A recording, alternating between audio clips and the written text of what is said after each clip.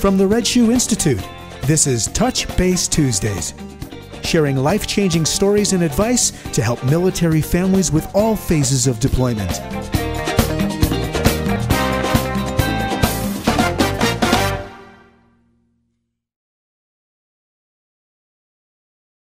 Well, there are different types of affairs, first of all.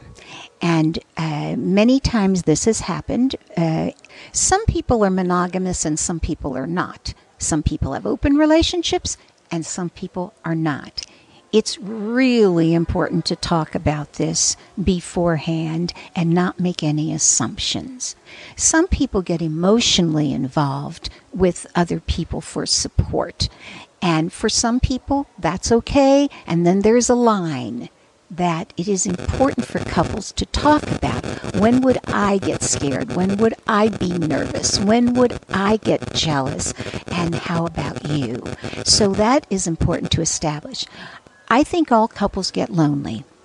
I think all couples will face times that, it's either going to be somebody I work with, somebody I know, somebody when I'm lonely, I'm tired, I've had too much to drink, I've had the kids that I've had to deal with, and those are called triggers.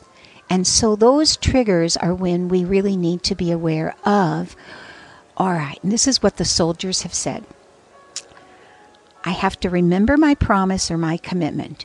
I have to do something else. It's like a person who's in recovery who wants to drink. I read it, I know it, I can't just sit here and will it out. Although some people have prayed not to act out, that I need to go call somebody or talk with somebody. And for a soldier, that could be a buddy, or it could be a chaplain, or it could be somebody very close to them. For the person at home, it could be a soldier's partner, somebody that will talk with them. It could be a clergy person, somebody online, and they have to be able to work through it. Now, some people do have affairs, and part of the trust building, again, is to see a counselor and to talk with somebody, and to really see nobody is perfect, just accountable. And what happens is that in most times coming back from deployment, there's a tricky time for most people. Like, I'm so excited to see you. I'm so excited. And we got this fantasy. And then we come back. And then here's all this stuff that you dumped down. Or while you're gone, you did something else with the money or with the kids. And now then, how do we reboot our sex life? So some people find at that time that I did have sex with somebody else, or the partner did get involved in a serious emotional relationship. There is probably one of the finest books that I have found, After the Affair, it's called, by Joanne Spring, Dr. Spring. And what I like about it is that she has helped in the book very simply couples to go step by step with both of their feelings documented, both, not just the person who had the affair or not the person who's feeling the hurt of that, both. And I really like that. If couples make the commitment, we are going to rebuild trust. I think all couples who've been separated have had those fears and concerns. And when that happens, then you have to look at how can we rebuild trust? What do I need from you to rebuild trust? And in reverse, what do I need from you? To shame somebody too long, and I'm not saying negating feelings, to become a mama or a daddy going, you bad girl, you bad boy. Nobody really wants to have sex with their mama or their father.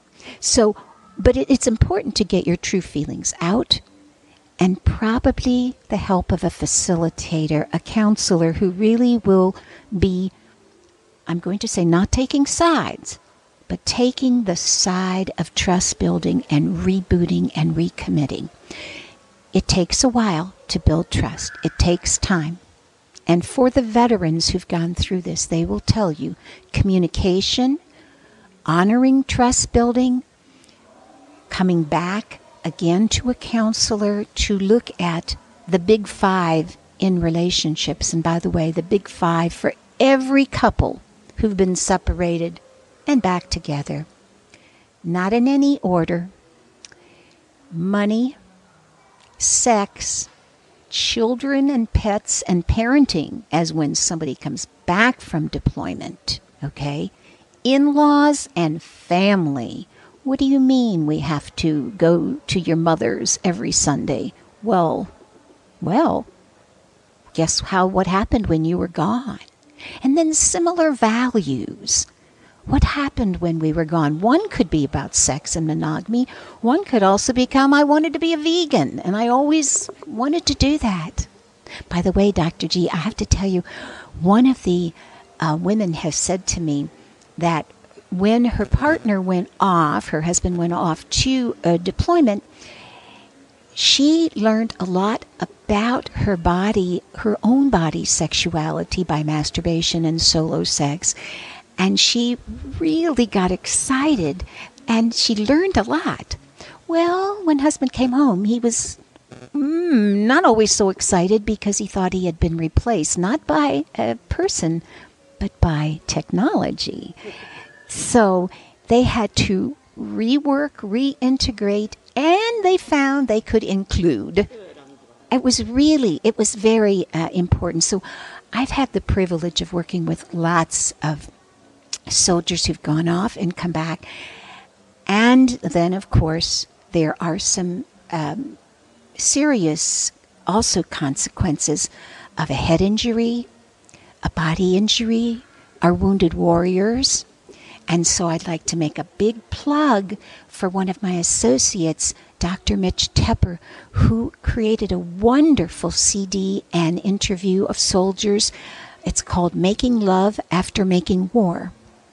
And the soldiers who are interviewed and their partners will talk about what it is like to rebuild, reboot, but also what happens if I have a head injury and I defocus, even in hugging or kissing or making love or talking.